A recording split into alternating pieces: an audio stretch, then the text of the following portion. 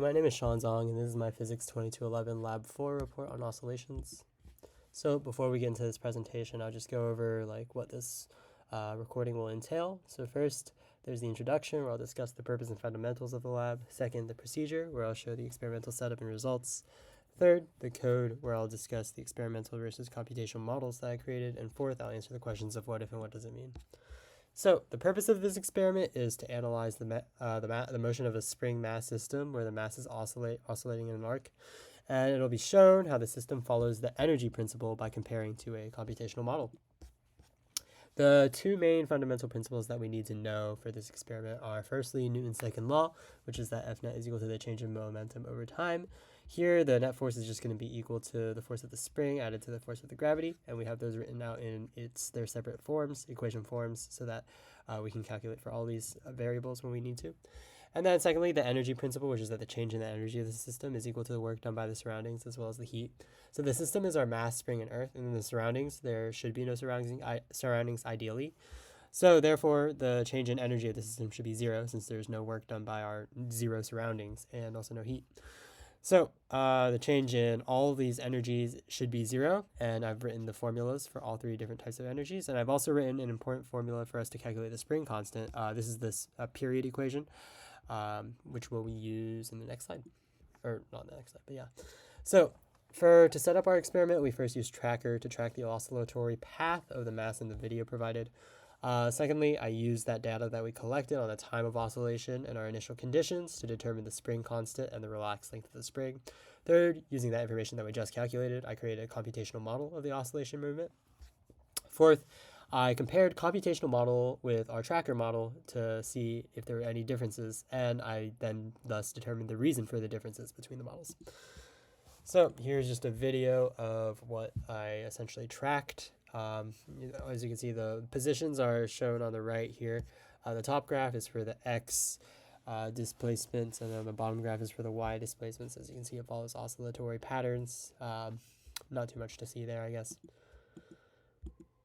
So the initial position that we saw from our X graphs, or X data points, is that the initial velocity is 0 because the object's not moving initially when it's just starts. So the resting length of this rig is 0.7 meters, that was provided, and the object mass is 0.402 provided, kilograms, that was also provided. In order to calculate the period of the object, I just took the times of when the X component were at their highest, and then I just found what the difference in times were for each of those 5 periods, and then I took the average length of each period, and it was just 1.65 seconds. So next, I used the information that we knew and also the information that we learned in order to calculate the spring constant here using the period formula. I derived it as such. And then also using the F net formula and the spring constant that I just found, I was able to find the relaxed length of the spring. And those values are shown right here. So next, I edited the code a bit. Up here, you can see that I just changed to put our initial conditions in for some of these variables, as well as down here as well. I've just put in all of the values that we calculated for. Next, I changed all of the energy variables in order to match their actual definition, I guess, and I did as such here as well.